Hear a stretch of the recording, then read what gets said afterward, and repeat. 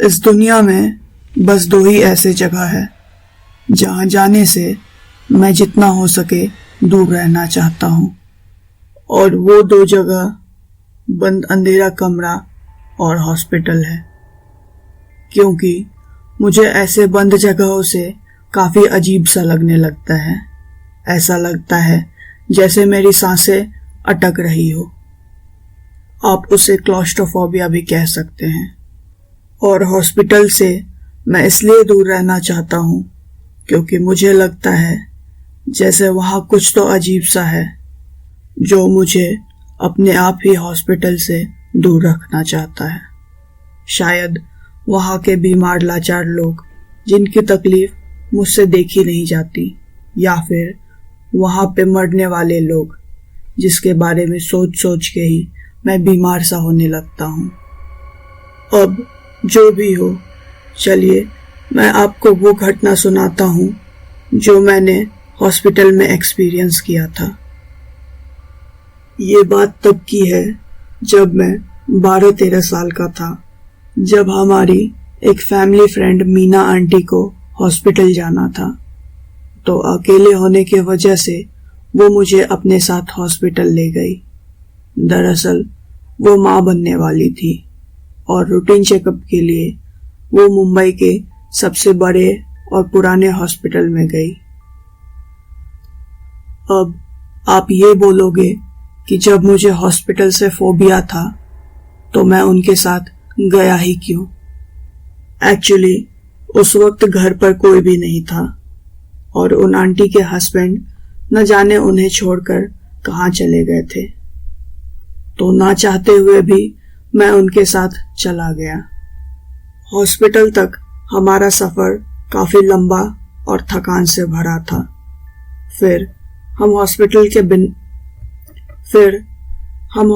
के बिल्डिंग के अंदर गए, जहां मैं कसम से फिर कभी नहीं जाना चाहूँगा। वो हॉस्पिटल काफ़ी बड़ा और पुराना था। यूँ तो मैं उस जगह में अच्छी तरह से घूमना चाहता था, पर मेरी अंतरात्मा मुझे बस यही कह रही थी कि मैं वहाँ से भाग जाऊं। जब हम लोग हॉस्पिटल के कॉरिडोर से डॉक्टर के पास जा रहे थे तो मुझे सब कुछ काफ़ी अजीब और डरावना सा लगने लगा था और मेरे रोंगटे खड़े होने लगे थे।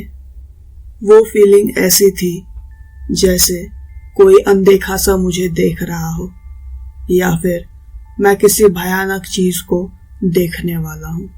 मुझे ऐसा लग रहा था जैसे मैं किसी हॉस्पिटल में नहीं बल्कि रात के 3 बजे कब्रिस्तान में अकेले घूम रहा हूँ।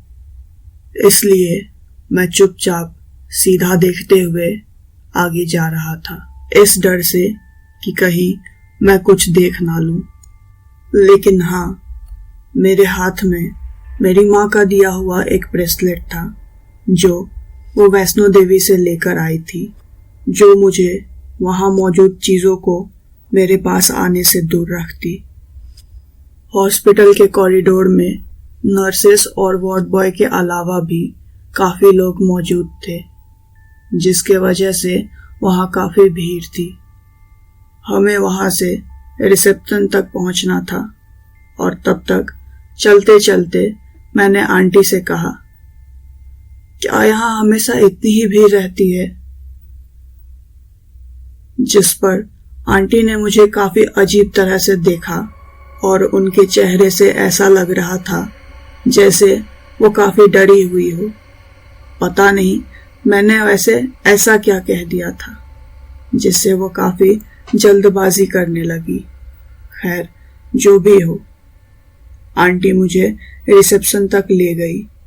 मुझे आगे ये याद नहीं कि हम लोग हॉस्पिटल से कब निकले, पर मुझे वो सारी बातें याद है जो आंटी ने मेरी माँ से की थी। जो कुछ भी आंटी ने मेरी माँ से कहा वो सब सुन के मैं काफ़ी शॉक हो गया था। दरअसल मुझे ये पता चला कि जिस हॉस्पिटल को मैं इतना बिजी समझ रहा था, आंटी मेरी माँ को बता रही थी कि वो हॉस्पिटल पूरा ही खाली था।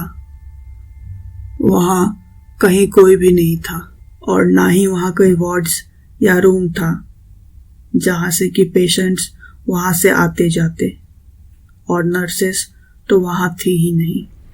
आंटी ने मेरी माँ से पूछा भी कि क्या मैं भूतों को और आत्माओं को देख सकता हूँ, जिस पर मेरी माँ ने उन्हें साफ साफ मना कर दिया।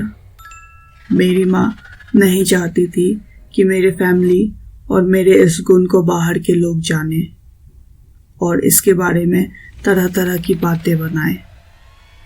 मुझे आज तक उस हॉस्पिटल की सारी चीज़ें अच्छी तरह से याद है। ऐसा लगता है जैसे वो घटना आजकल की ही थी। मैं पूरी तरह से कोशिश करता हूँ कि मैं हॉस्पिटल से दूर रहूं। मैं खुशनसीब था कि मेरी पहली हॉस्पिटल की सफ़र भी इतनी बुरी नहीं थी, पर वो अच्छी तो बिल्कुल ही नहीं थी। पर जब दूसरी बार मैं हॉस्पिटल में एडमिट हुआ था, तब की तो घटना मुझे सोने नहीं देती है।